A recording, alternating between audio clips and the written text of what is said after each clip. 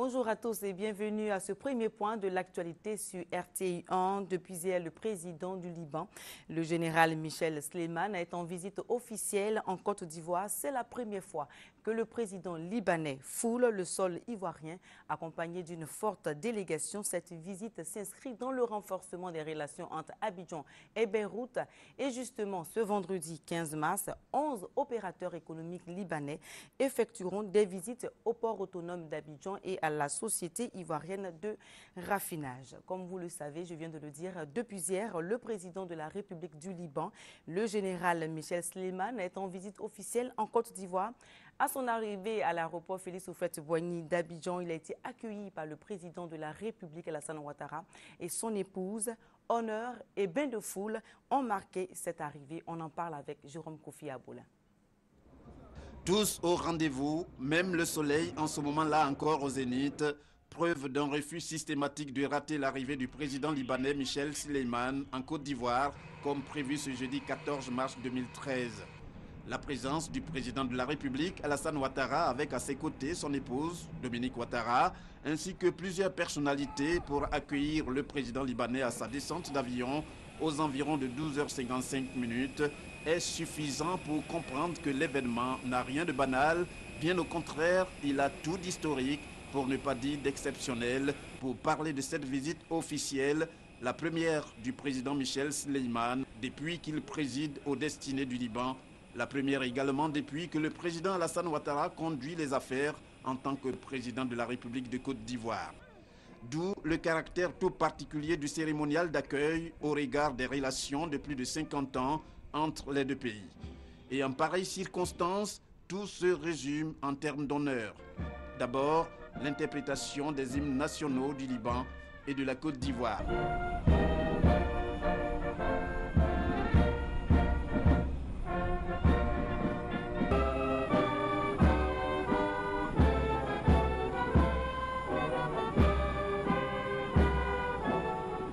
Ensuite, le passage en revue des troupes présentes à cette occasion.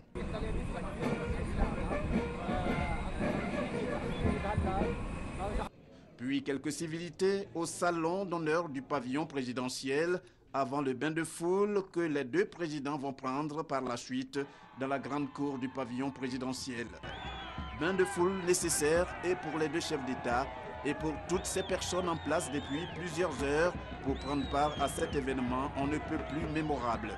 Une foule composite, enfants, jeunes, adultes, une foule faite d'une part d'Ivoiriens et de l'autre de Libanais, une communauté fortement représentée en Côte d'Ivoire. Cette foule qui pendant tout ce temps, environ une dizaine de minutes, va ovationner et exulter pour le plaisir d'avoir été là.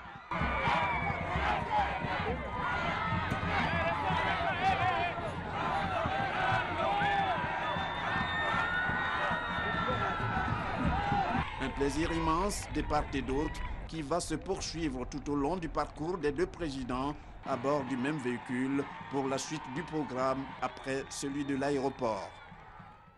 Les marques d'honneur pour l'illustre hôte de la Côte d'Ivoire ont continué hier après-midi. Le président libanais a été reçu par le gouverneur du district autonome d'Abidjan, Robert Begré-Mambé.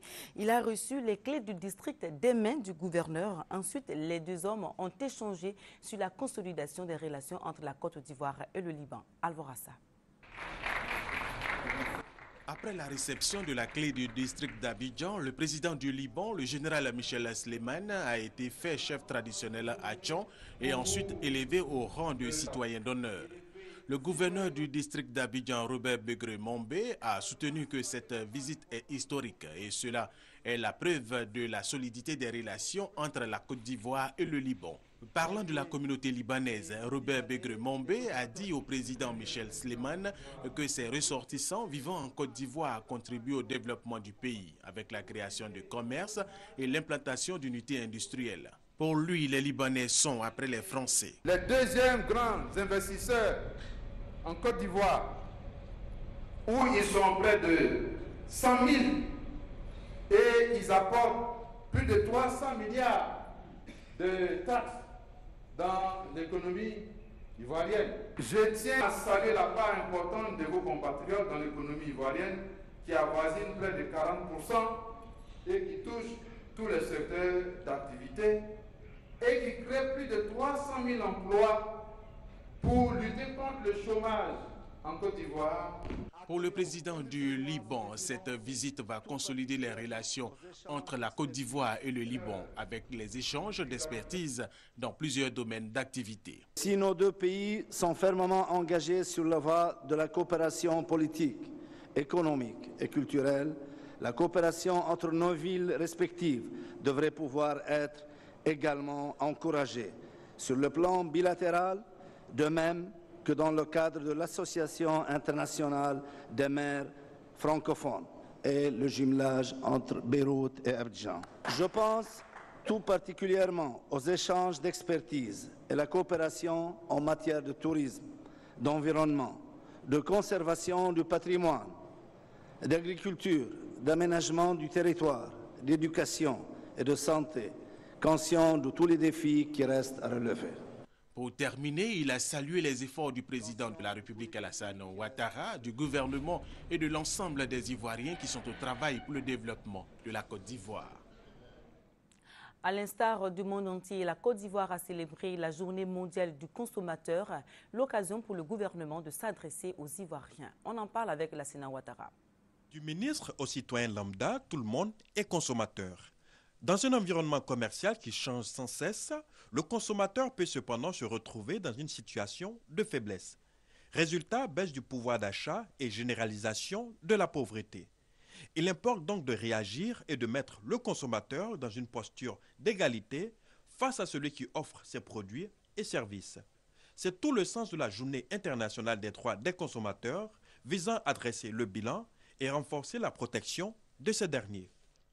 En Côte d'Ivoire, un cadre réglementaire se met en place.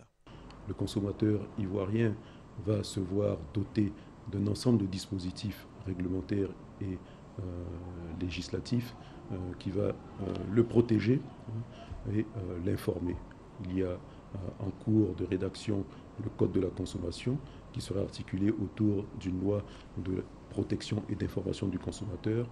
Nous avons également la remise en place de la Commission de la concurrence qui va veiller à ce que la concurrence soit libre et exercée sans contrainte en Côte d'Ivoire, lutter contre les abus de position dominante, lutter contre l'établissement de monopoles et tout cela dans le but de protéger le consommateur ivoirien. Pour la protection des droits des consommateurs qui sont entre autres le droit à la sécurité, le droit à l'information, le droit à la représentation et le droit au choix, les mesures déjà prises sont encourageantes.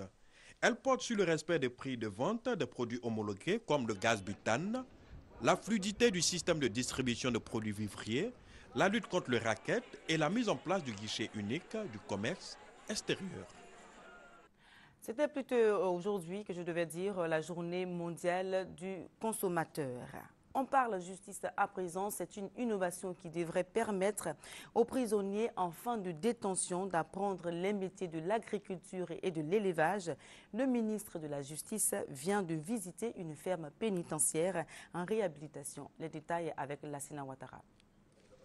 La ferme agro-pastorale de Saliakro, près de Dembokro, dans le centre de la Côte d'Ivoire, tiendra sur près de 400 hectares. Cette ferme est spécifique, elle a été conçue pour les détenus. L'idée est d'en faire une zone de détention à ciel ouvert, premier du genre en Côte d'Ivoire, destinée à faciliter la réinsertion des prisonniers. Le ministre de la Justice, après le lancement des travaux en décembre dernier, est allé s'assurer du bon déroulement des réhabilitations. Sanctionner pour sanctionner, ça n'a pas de sens. Donc une prison doit être un chemin pour revenir à une meilleure vie, en tout cas pour ne pas reprendre ce qui nous aurait conduit en prison. Or, apprendre un métier et être en bon état de santé, parce que les conditions de prison, on mange mieux, on est plus à l'aise, ce sont des choses qui devraient naturellement être des préoccupations majeures du gouvernement. Et c'est pourquoi nous venons ici pour le magnifier, pour le témoigner et souligner cet engagement. Ce projet a été conçu avec le soutien des populations locales qui ont accepté de céder une partie de leurs terres pour cette ferme pénitentiaire. À la fin des travaux prévus pour mai, ce sont près de 300 prisonniers en fin de peine qui devraient être envoyés à Saliakro. Ils y apprendront les métiers de l'agriculture et de l'élevage. L'objectif est de produire pour la prison assurant ainsi de meilleures conditions de vie aux détenus et vendent une partie de la production au niveau local. Et puis cette information en bref, le procès du commandant ABI Jean-Noël s'ouvrira le mercredi 3 avril prochain. L'annonce a été faite hier après-midi par le procureur militaire, le colonel Ange Kessi Kwame. Le commandant ABI est poursuivi pour le délit de désertion à l'étranger. Vous le savez, il a été arrêté au Ghana le 4 février dernier. Environnement maintenant, la baie de Cocody sera bientôt dépolluée. Le matériel de dépollution a été réceptionné hier, jeudi matin, par le Centre ivoirien anti-pollution Siapol au port d'Abidjan. Il s'agit d'une machine de dragage acquise à hauteur de 500 millions de francs CFA par l'État de Côte d'Ivoire. Son rôle, enlever tout ce qui est déchets solides de la lagune. Le matériel de dépollution sera installé le long de la baie, ce qui nécessite le déguerpissement de tous les occupants des abords de la baie. Le programme de dépollution va démarrer une fois le matériel installé et ce sera dans quelques jours. Ce programme est estimé à 10 milliards de francs CFA. La Côte d'Ivoire est soutenue par la Suède. Un mot de culture, la musique adoucit les mœurs, dit-on. Eh bien, pour promouvoir la tolérance en milieu scolaire, la musique a été mise à contribution. Patricia Oumou-Etia. Jamais faire aux autres ce qu'on ne voudrait pas qu'on nous fasse. Promouvoir la tolérance en milieu scolaire à travers la musique, c'est exprimer autrement les valeurs universelles de paix et de tolérance. Nous avons été vraiment sidérés lorsque nous avons fait un sondage pour voir le niveau de tolérance. Dans une école primaire, nous avons vu que la situation est très grave. Parce qu'il y a des enfants qui ne veulent pas parler à tel groupe ethnique, ainsi de suite. Pour l'expert en musique, l'éducation artistique est indispensable à chaque élève pour enrichir sa culture personnelle en complément des enseignements. À travers la musique, on lance des messages qui sont censés toucher ceux qui écoutent. Et donc c'est pour ça que nous écrivons des textes souvent qui partent en faveur de l'apaisement, qui touchent l'âme. Nous sommes là pour démontrer qu'avec la musique, on peut atteindre certains objectifs parce que c'est un moyen de communication qui est très efficace. La pratique de la tolérance par les arts en milieu scolaire reste le moyen le plus direct d'enseigner les valeurs sociales, indique la directrice du lycée. Ici, concrètement, nous n'avons pas d'élèves qui se battent tout le temps, mais on a des petits cas de démêlés entre les enfants. Ça se règle au niveau du personnel d'encadrement. Au thème de la conférence, les élèves se sont dit satisfaits. Déjà, il y a des groupes musicaux ici et en les apprenant comment la musique peut contribuer à cette tolérance dans le milieu scolaire, en tout cas, nous on dirait que c'est bienvenu. Le programme Oranchi pour la tolérance est un programme de tolérance du gouvernement américain et soutenu par la Commission nationale ivoirienne pour l'UNESCO. Le ministre ivoirien du Tourisme, Roger Kakou, a procédé à l'ouverture du Salon international du tourisme d'Abidjan, CITA 2013, en présence du ministre de la Communication, Afoussiata Bambalamine, et de plusieurs acteurs du tourisme nationaux et internationaux. Le ministre et la délégation qui l'accompagnaient ont visité plusieurs stands organisés par le ministère du Tourisme à travers le Fonds de développement touristique. Le CITA 2013 sera 4 jours durant le lieu d'attraction des professionnels et acteurs du secteur du tourisme. Eh bien, c'est la fin de ce journal. Mesdames et messieurs, merci de l'avoir suivi et bonne suite de programmes sur RTI 1.